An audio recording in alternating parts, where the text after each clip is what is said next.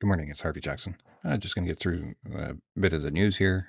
Chicago Wheat hit a 3-year highs, went limit up, and of course it's trading on the overnight and nowhere close to that value, but we'll just see how this all plays out here. So it hit the daily limit.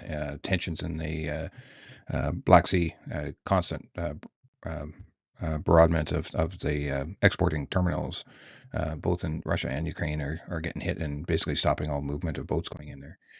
There's even reports that uh, there's some Egyptian purchases and even rumors that Turkey might be buying some wheat from Europe as well. But we'll have to see how I think there's some already getting loaded, but you can see that this market is just keeps on going. This is just the bombardment of the Russian and Ukraine attacks, and basically just slowing down everything. Like there's uh, uh, both wheat and corn. Corn's been reacting a lot sooner than the wheat, but finally wheat has caught the bid because it's not moving either. And this is the time of year when it has the best lineup of buyers in the fall as harvest is going on. The same thing with our kind of harvest as well. It's always the best at this time of year. Oh yeah, there's some more. Um, Here's the Greer kind of setting straight with CBC. Like we've got more uh, probable truths coming from U.S. representatives and hitting the Canadian biased media and putting some truths out there because we're not getting the truth from any of our trade representatives. Had added some things at the last minute, and he didn't deny it. He even said, "Hey, that sounds like me."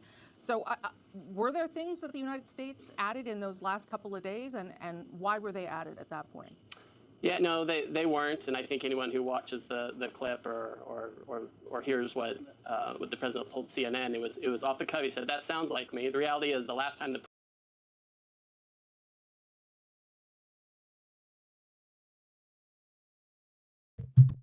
I guess not quite. Anyway, just going through what he had said is basically denying that Canada meeting or U.S. meeting changes. It was agreed to on the Tuesday on between Carney and Trump, and Carney came home, talked to the premiers, and went back and added a whole pile of concessions. At least that's what Greer said. And it's a he said she said scenario. There's been a call out to get the text, and nobody's providing it either.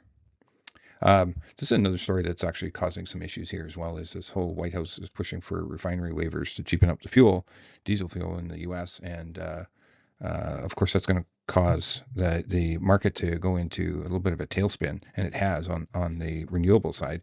The RINs have devalued a long ways from as this rumor kept on surfacing here as well. Uh, this is just a 7-day outlook, and you can see that there is a little bit, like over an inch of rain in the next 7 days in some areas. So, but I think a lot of it is going to happen between Saturday and Monday, kind of a scenario.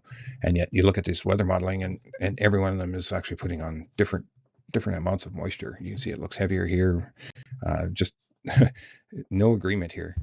This is just the extended radar. You can see that there's going to be a band of moisture there, and some of the U.S. Of course, but that's not taking into account the full 7 days. And this got pointed out yesterday in the video that uh, Snodgrass puts out. Look at the difference between the European model and the GFS as far as moisture, just in the 8 to 14 day. It's just that starkly difference for sure.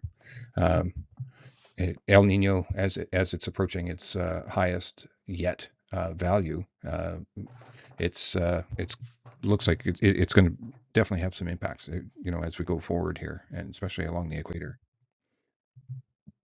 Canola down 270 as I took the screenshot at 795 on November, and your rapeseed is down slightly as well. Soybean oil is down 1.3 cents at 66.44. Palm oil is down 14 ringgit. Crude oil basically flat at 82.30. Your diesel fuel is only down 4 cents at 40. Let's call it 4.10. Soybean is down 7.25 cents at 12.58. It took a pretty good run here as well, following corn. Uh, Spring wheat just up a penny as I took the screenshot, and your hard red winter wheat is down just 3/4 of a penny at 8.08. Chicago is basically flat when I took the screenshot, and corn is down 3.5, and the Canadian dollar is down again. So you can see what we're doing within this range here.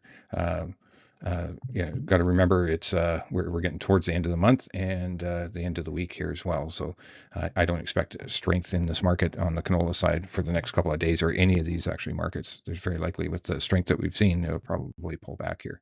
Same thing with rapeseed. Soybean oil, I keep on showing that it's peaking below here, this trend line, and where it closes is above the trend line, but we'll see. It's currently trading below it as well, but see if it actually breaches and closes there. This is your soybean contract, so it's made a new high yesterday, and it's off a bit here now. Your crude oil still staying within this range and trading basically flat here. Diesel fuel, it's off the high, but it's hard to say whether that's going to keep going or not. Gasoline basically bouncing off the same high that we've had back in July, but it's still pretty pricey. Here's your Canadian dollar. It's up against some of your shorter term moving averages as maybe a catcher. I think there's some U.S. Fed talks here going on at Jackson Hole. I think we'll see if there's any text that comes out of there that's going to change their interest rate trajectory or whatever. I know they're talking about buying bonds, short-term bonds or long-term bonds, to try to get that interest rate down too. So here's what's causing the wheat market to move is more corn. You can see this continuous corn. It's at multi-year highs as well. It's been pushing through there. I think corn and wheat are both culprits on this. So your short-term corn, this last week is really taken right off. Here's your Chicago wheat, and it's trying to approach some like going back multi-year highs here. And here it is on the short term. So you beat through these previous highs, and now we're sitting at a higher value. Minneapolis has not got there. I think Minneapolis contract is so disconnected from the other wheat complexes at the moment. Since it moved down to the States, I think there's been some problems with this contract. It's not trading as if it's in the heart belt or in the wheat heart belt of the U.S. at all.